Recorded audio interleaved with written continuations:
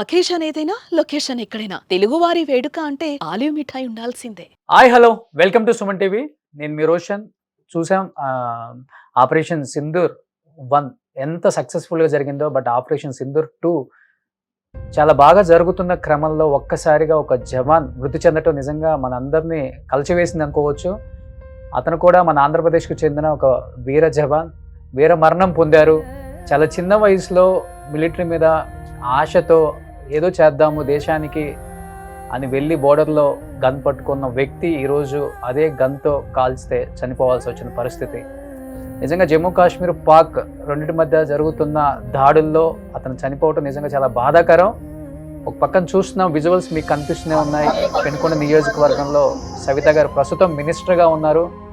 జరిగిన వెంటనే హుటాహుటిన ఈ విషయం తెలుసుకున్న వెంటనే ఆమె అన్ని కార్యక్రమాలు కూడా వదిలేసుకొని ఆ కుటుంబానికి ఒక భరోసా ఇవ్వాలి, ఆ కుటుంబానికి ఒక పెద్ద కూతురులా నేను నిలబడాలి. ఎందుకంటే ఒకే ఒక్క కొడుకు అనమాట వాళ్ళకి. ఆ ఒక్క కొడుకుని మిలిటరీకి పంపించడం నిజంగా అమ్మ హ్యాట్సప్ వాళ్ళకి, వాళ్ళ తల్లిదండ్రులకి.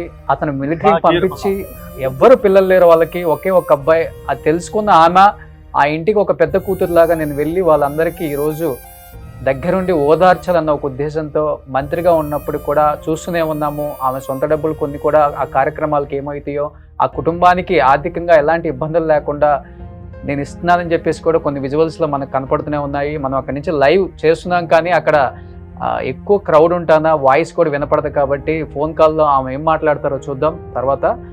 బట్ నిజంగా సవిత గారు ఫస్ట్ ఆఫ్ ఆల్ హ్యాట్సప్ అండి మీకు. ఒక మంత్రిగా ఉండి నియోజకవర్గంలో ఒక విషయం జరిగిందని తెలుసుకోగానే, అది కూడా ఇప్పుడున్న పరిస్థితులలో మన ఆంధ్రప్రదేశ్కి చెందిన ఒక జవాన్ మృతి చెందటం నిజంగా చాలా బాధాకరం. ఇలాంటి ఒక న్యూస్ వింటామని మనం అనుకోలేదు. ఒక్కసారిగా ఒక హాఫ్ అన్ అవర్ బిఫోర్ ఈ న్యూస్ వినగానే చాలా బాధ అనిపించింది. మురళీ నాయక్ చాలా చిన్న వయసు, నాకు తెలిసి 25 నుంచి 30 సంవత్సరాలు ఉంటాయి. ఇంకా పెళ్లి కూడా అయ్యిందో అవ్వలేదు నాకు కూడా తెలియదు. డీటెయిల్స్, ఫ్యామిలీ డీటెయిల్స్ వాళ్ళతో మాట్లాడి తెలుసుకుందామని కాల్ చేస్తే తరుణంలో వాళ్ళతో మాట్లాడే అవకాశం కూడా లేదు. కాబట్టి ఆ నియోజకవర్గ ఎమ్మెల్యే, ఆ ఇంటి పెద్దగా ఈరోజు అక్కడికి వెళ్ళిన సవిత గారితో మాట్లాడే ఒక ప్రయత్నం అయితే చేద్దాం అనుకున్నాను నేను. నిజంగా సవిత గారు వాళ్ళకి ఈరోజు నిజంగా పెద్ద కూతురు కనిపించుంటుంది మీ రూపంలో వాళ్ళకి. ఒకసారి విజువల్స్ చూడండి, మీకు అర్థమవుతుంది ఆ కుటుంబం దగ్గర వాళ్ళు ఎంత బాధని దిగమింగుకొని మరీ నా కొడుకు ఈ ఇండియా కోసం, ఈ భారత్ కోసం బోర్డర్లో వాళ్ళతో ఫైట్ చేసి మరణం పొందారు అనే ఒక పక్క ఆనందము కనిపిస్తుంది కొంతమంది రిలేటివ్స్ ముఖంలో. అండ్ ఉన్న ఒకే ఒక కొడుకుని కోల్పోయిన బాధ ఆ తల్లిదండ్రులు అంటే ఫేస్ చూసినప్పుడు మనకు అర్థమైపోతుంది. వాళ్ళ బాధని ఎవరు కూడా తీర్చలేరు. అండ్ ఆంధ్రప్రదేశ్ ముఖ్యమంత్రి నారా చంద్రబాబు నాయుడు గారు కూడా కాల్ చేయడం జరిగింది. ఆ కుటుంబం పక్కన మేము నిలబడతాము, ఎటువంటి సహాయమైన మేము చేయడానికి సిద్ధంగా ఉన్నాము అని చెప్పేసి ఆయన కూడా ఒక భరోసాని ఇచ్చారు. ఇచ్చినప్పుడు కూడా ఒకే ఒక కొడుకు కాబట్టి ఎవరికైనా బాధ ఉంటుంది. అమ్మా, ఇలాంటి తల్లిదండ్రులు ఒక్కొక్క ఇంటికి ఒక్కళ్ళున్నా చాలు. అంటే మీలాంటి కొడుకులు, అంటే కొడుకుల్ని ఇలా మిలిటరీకి పంపించి బోర్డర్లో ఫైట్ చేయండి, మన భారత్ కోసం మీరు నిలబడండి అని చెప్పి పంపించారు. అనుకున్నాము అంటే ఆపరేషన్ చాలా సక్సెస్ఫుల్గా జరుగుతుంది, మన వాళ్ళు చాలా చాకరీచ్యంగా అన్ని రకాలుగా ఫైట్ చేస్తున్నారు, యుద్ధం చేస్తున్నారు, ఎటువంటి ప్రాణ నష్టం జరగదు, జరిగే అవకాశం కూడా లేదని చెప్పి కూడా మనకు వినపడుతుంది. కానీ ఒక్కసారిగా ఆంధ్రప్రదేశ్ సత్యసాయి జిల్లాకు సంబంధించిన కోరుట్ల మండలం ఒక తండాకు చెందిన మురళీ నాయక్ అనే ఒక యువకుడు కాల్పుల్లో చనిపోవడం జరిగింది. సో మీరు ఆ విజువల్స్లో చూస్తున్నారు. ఆంధ్రప్రదేశ్ ముఖ్యమంత్రి నారా చంద్రబాబు నాయుడు గారు కూడా ఆ కుటుంబంతో మాట్లాడుతున్నారు. విజువల్స్ చూస్తున్నాం. అండ్ సవిత గారు కూడా అక్కడే ఉన్నారు. నిజంగా సవిత గారు ఆ కుటుంబాన్ని ఓదార్చే తీరు చూస్తుంటే ఎక్కడ కూడా ఆమె మంత్రిగా ఈరోజు కనిపించలేదు మనకు. అక్కడ సాక్షాత్ ఆ ఇంటి పెద్ద బిడ్డల వాళ్ళ దగ్గర కూర్చొని వాళ్ళని ఓదార్చడం. ఎందుకంటే ఇప్పుడు మనం రాజకీయాలు చూడకూడదు, ముఖ్యంగా జరుగుతున్న యుద్ధం చూస్తుంటే ఏ కుటుంబంలో ఎలాంటి వార్త వినాల్సి వస్తుందో అన్న బాధ ప్రతి ఒక్కరికి ఉంది, ప్రతి ఇంటికి ఉంది. ఎందుకంటే బోర్డర్లో పనిచేసే ఆర్మీ జవాన్స్ చాలామంది మన ఆంధ్రప్రదేశ్ వాళ్ళు కూడా ఉన్నారు. కాబట్టి అందరూ కూడా దేవుడిని ప్రార్థిస్తూ ఉంటారు. మా కుటుంబంలో ఎటువంటి చెడు వార్త వినకుండా నువ్వే చూడాలి దేవుడా అని కోరుకుంటూ ఉంటారు అందరూ కూడా. ఎందుకంటే ఎంతోమంది ఆర్మీ యువకులు, ముఖ్యంగా చెప్పాలంటే 25-30 ఏజ్ పెళ్లి కాని యువకులు, కొత్తగా పెళ్ళైన యువకులు ఎంతోమంది బోర్డర్లో పనిచేస్తున్నారు. మన ఇండియాని కాపాడుతూ ఎప్పటికప్పుడు ఒక సైన్యంలో ఉన్నారు. నిజంగా ఈ న్యూస్ విన్న తర్వాత కూడా చాలామంది ఇదే కోరుకుంటారు, మా కుటుంబంలో ఎటువంటి చెడు వార్త వినకూడదు, మా అందు నిలబడి దేవుడా ఈ యుద్ధంలో మా భర్తలకి మా కొడుకులకి ఏం అవ్వకుండా చూడండి అని కోరుకునే వాళ్ళు ఎక్కువ ఉంటారు. డెఫినెట్గా మనం కూడా అదే కోరుకుందాం. ఎలాంటి బ్యాడ్ న్యూస్ వినకూడదు, ఎవరి మరణ వార్త వినకూడదు, అందరూ క్షేమంగా ఉండాలి, యుద్ధం మంచిగా జరగాలి అండ్ భారత్ గెలవాలని కోరుకుంటుంది మొత్తం కూడా. అండ్ ఒక పక్కన చూస్తున్నాం విజువల్స్ అండ్ చాలా బాధ అనిపిస్తుంది ఆ కుటుంబాన్ని చూస్తుంటే. వాళ్ళ అమ్మగారు అనుకుంటా. అక్టోబర్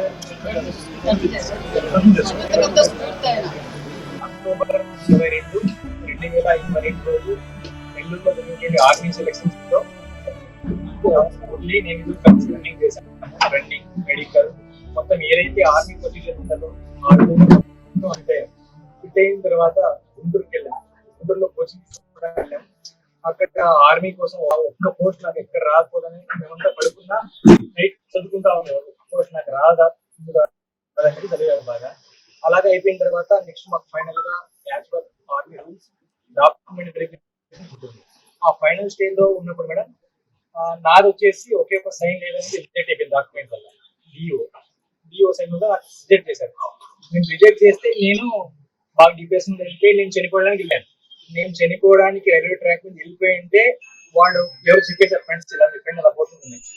నాకు వచ్చి మా ఇంటికి వచ్చి మా మమ్మీ డాడీ ఇలా ధైర్యం చెప్పేసి అలా పోయాడు. అలాంటి వాడిని ఈరోజు నేను ధైర్యవంతుడు. ఈరోజు మళ్ళీ వాణి మోటివేషన్ తో నువ్వు చేయగలరా, నువ్వు చేయగలవురా వాణి మోటివేషన్ తో నేను లాస్ట్ 13 days బ్యాక్ మాట్లాడాను. నేను ఇప్పుడు రీసెంట్ గా అస్సాం రైఫిల్స్ సెలెక్షన్ అయ్యాను. అక్కడ అస్సాంకి వెళ్ళి నిన్న మార్నింగ్ వచ్చాను మేడం. అబ్బాయికి నేను ఇన్ఫార్మ్ చేశాను ఇలా వెళ్తున్నానంటే ఓకే మంచిగా ఆల్వేషన్ చెప్పాను. అలా మాది లాస్ట్ చివరి మాట వాడితో. తన మిలిటరీకి వెళ్ళారో చెప్తున్నారు. అట్ ది సేమ్ టైం తను వెళ్ళారని తిని కూడా వెళ్ళారని చెప్తున్నారు. ముందు వాటితో పాటు నేనే ఉన్నాను కాబట్టి ఆ బాధ అంటే వాడు ఎలా పడింది చాలా ఇష్టం. ఆ యూనిఫామ్ ఒక్కరోజు ఆ యూనిఫామ్ వేసుకొని నేను చనిపోదామని అన్నాడు నాతో.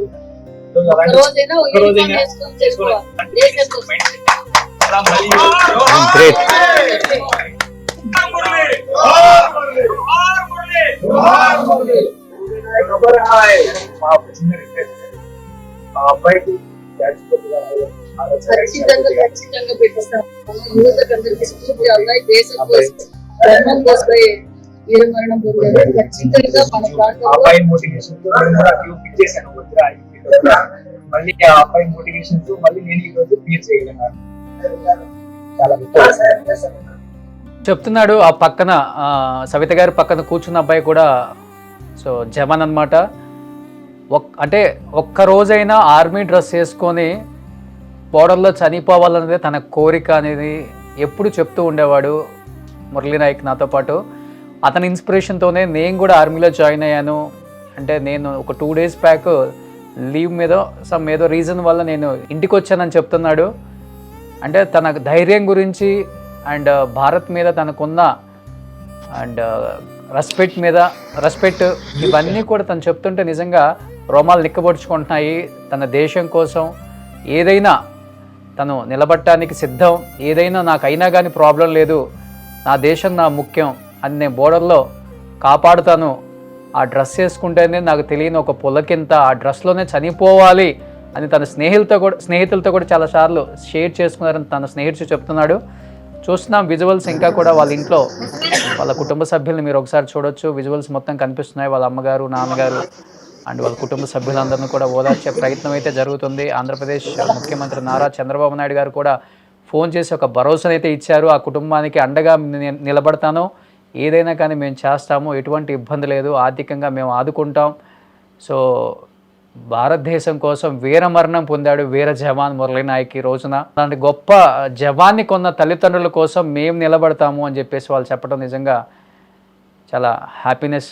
అంటే ఉన్నప్పటికీ అంటే కొడుకును కోల్పోయిన బాధను అయితే ఎవరు తీసుకురాలేరండి.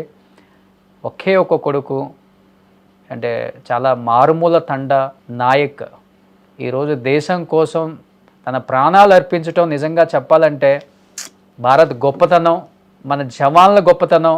కొన్ని మాటలు విన్నప్పుడు, కొన్ని పరిస్థితులు చూస్తున్నప్పుడు మనకు అర్థమవుతుంది. దానిలో ఒకటే ఈరోజు మురళీ నాయక్ గారి కుటుంబం కావచ్చు, మురళీ నాయక్ గారి ఫ్రెండ్ మాట్లాడే మాటలు కావచ్చు, తన మాటలు ఎలా ఉంటాయో, తన ధైర్యం ఏంటో. సవిత గారితో మాట్లాడే ప్రయత్నం చేద్దాం. ఒక్కసారి ఆ కుటుంబం నుంచి వాళ్ళు ఏం మాట్లాడుతున్నారు, వాళ్ళు ఏం కోరుకుంటున్నారు. సోదరా చెప్పండి సోదరా. సవిత గారు నిజంగా ఫస్ట్ ఆఫ్ ఆల్ హ్యాట్సప్ అండి. మీరు మాట్లాడిన తీరు కావచ్చు, లేకపోతే మార్నింగ్ నుంచి మీరు అక్కడ ఉన్న విధానం కావచ్చు, చూస్తే వాళ్ళకి ఒకే ఒక కొడుకుని విన్నాము. ఈ రోజు మీరు ప్రవర్తించిన తీరు చూస్తే ఆ కుటుంబంలో పెద్ద కూతురులాగా వ్యవహరించారు ప్రతిదీ కూడా. ఏమనిపించింది మురళీ నాయక్, మీ నియోజకవర్గం, మీరు మంత్రిగా ఉన్నారు ఏపీకి? సార్ ఒక పక్క అయితే మా నియోజకవర్గానికి, మా జిల్లాకి, రాష్ట్రానికి, దేశానికే గర్వంగా ఉంది సార్.